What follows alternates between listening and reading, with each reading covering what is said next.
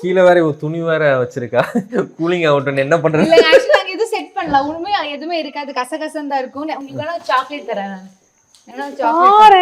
இங்க பாருங்க இனிமேல் நீங்க லாஷ் கப்பிளோட லாஷ் வில்லாக்கு வந்தா உங்களுக்கு இந்த மாதிரி சாக்லேட் தரப்படும் இல்லங்க சத்தியமா சொன்னா எங்களுக்கு இன்னொரு ஃப்ரிட்ஜ் இருக்கு பழைய வீட்ல இருந்து கொண்டு வந்திருக்கு அது வெளியே வச்சிருக்கோம் சோ அதுலதான் திங்ஸ் எல்லாமே இருக்கு நம்ம இப்பதானே வந்திருக்கோம் இன்னும் நிறைய செட் பண்ணணும் முக்கியமா கிச்சன்ல வந்துட்டு சாமானே வெளியில இல்லைன்னா அவ்வளோ டெரிஃபிக்கா ஸ்டோரேஜ் பிளான் பண்ணிருக்காங்கன்னு தான் அர்த்தம். அது எப்படி பண்ணீங்க எங்க ஏன்னா நம்ம எப்ப வீடு கட்டினாலும் எங்கனாலும் நம்ம ஏதாவது வெளியே வச்சாலே அந்த இடம் அசிங்கமா நம்மளுக்கு கசன்னு இருக்கும் ஸோ அதனால நாங்க என்ன பண்ணோம் ஸ்டோரேஜ் நிறைய வேணும்ட்டு மேல கீழே சைட்ல எல்லா இடத்துலயுமே ஸ்டோரேஜ் அதிகமா வச்சிருக்கோம் ஸோ எதுவுமே வெளியே இருக்காது அந்த மாதிரிக்காக தான் வீடு ஃபுல்லாமே இப்படிதான் இருக்கும் எல்லா இடத்துலயும் நிறைய ஸ்டோரேஜஸ் இருக்கு அதுதான் ஃபர்ஸ்ட் பிளான் பண்ணது. ஆனா இது பார்த்தா இந்த கிச்சன்ல முன்ன பின்ன சமைச்ச மாதிரியே இல்லைங்களேங்க அப்படி இருக்கு புதுசா. நீ ஒண்ணு பண்ணு அந்த ஆர்டர் லிஸ்ட் எடுத்து கொடு ஸ்விக்கி சொமேட்டோலாம். சும்மா சொல்றாங்க நான் நல்லா சமைப்பேன் சுட்டு தோசை தரும்போது சாப்பிடுறீங்கல்ல சட்னி கடையில இருந்து வாங்கிடுவாங்க சும்மா சொல்றாங்க நான் நல்லா சமைப்பேன் ஆனா இவரு ஹெல்ப் பண்ணுவாரு சோ நாங்க அப்படியே கப்பிள் குக்கிங் ஒரே கப்பிள் குக்கிங் தான்.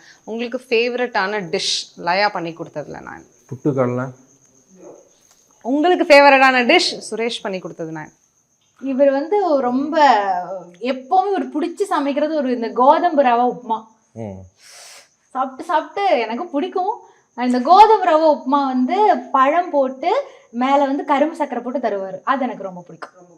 நான் தோசை சொல்லுவான்னு நினைச்சேன் தோசை சட்னி பட் ஆனா கோதுமை ரவா உப்புமா வந்துட்டு பண்றதுல கோதுமை ரவா உப்புமா சூப்பர் ரொம்ப பிடிக்கும். பட் உங்களோட கம்ஃபர்டபுளான ஒரு கம்ஃபி ஃபுட் அப்படின்னா என்ன? ஃபுட்டுனாலே பிடிக்கும். நாங்க 2 பேரும் சண்டை போடாத ஒரு விஷயம் சாப்பிட போலாமா ஓகே அதுதான் ஃபுட்டு என்னன்னாலும் பிடிக்கும். சாப்பாடு வெஜ்ஜு நான்வெஜ்ஜு அது ரசமா இருந்தாலும் ஓகே மட்டன் குழம்பு என்னவா இருந்தாலும் சாப்பாடு நாங்க 2 பேரும் என்னடா எதுல பொருத்தமா வரும் இல்ல சாப்பாடு சோத்துல எங்களுக்கு நல்ல பொருத்தம் இருக்கு. அதுல இவருக்கு சொன்னதுலயே எனக்கு தெரிஞ்சிருச்சு சாப்பிட போலாமாடா போயிடலாம் வெளியில. முன்னாடி நான் சொன்னது நீங்க நோட் பண்ணி இருக்கணும். நோட்டீஸ் பண்ணி சாப்பாடுன்னு எங்க 2 பேத்துக்கு உயிரும். நாங்க எங்க போனாலும் அந்த இடத்துல இருக்கிறது எக்ஸ்ப்ளோர் பண்ணிடுவோம். எங்களுக்கு சாப்பாடு அவ்வளவு பிடிக்கும். ஸோ கிச்சனும் செமையா இருக்கு. அகைன் கிச்சன்லயும் பிளான்ஸ். எஸ் கேரளா பொண்ணு கரெக்டா. ஸோ கிச்சனை தாண்டி நம்ம படிக்கட்டுல போலான்னு பார்த்தா அங்க ஒரு கிறிஸ்டல்ல ஒண்ணு தொங்கிட்டு இருக்கு பாருங்க. அங்கேயே நான் விழுந்துட்டேன். என்ன மேட்டர் அது சொல்லுங்க.